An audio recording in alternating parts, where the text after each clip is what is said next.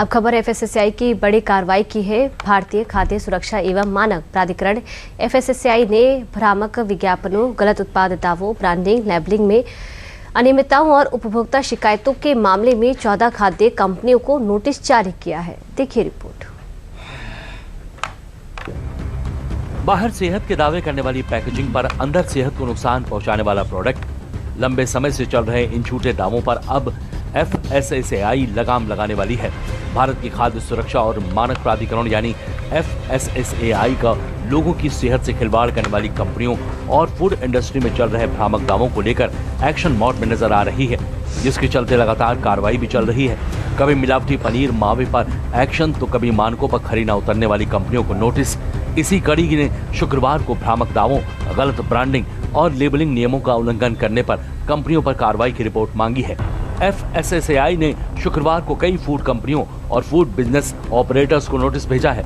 FSSAI से ये कार्रवाई भ्रामक दावों, गलत ब्रांडिंग और लेबलिंग नियमों का उल्लंघन करने को लेकर की गई है। नोटिस में एफएसएसएआई ने कंपनियों से जवाब और सुधारात्मक कार्रवाई की रिपोर्ट मांगी है। प्राधिकरण की कार्रवाई में juice, paneer, tofu, noodles, health supplement, cooking oil, drinks और डेयरी प्रोडक्ट शामिल हैं। एफएसएसएआई की जांच के दौरान कई प्रोडक्ट तय मानकों पर खरे नहीं उतरे, साथ ही लेबलिंग के अनुसार दावे गलत साबित होते दिखे। किन कंपनियों को भेजा है एफएसएसएआई ने नोटिस, आइए आपको ये भी बता देते हैं।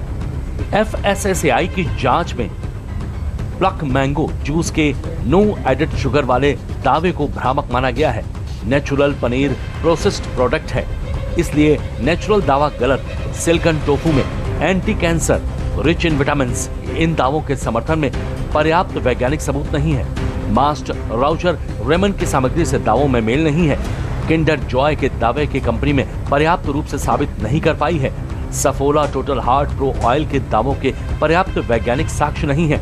माउंटेन बावर्ची बोरांज स्क्वैश डायबिटीज, कोलेस्ट्रॉल और अस्थमा से लाभ दावों के लिए जरूरी अनुमति नहीं।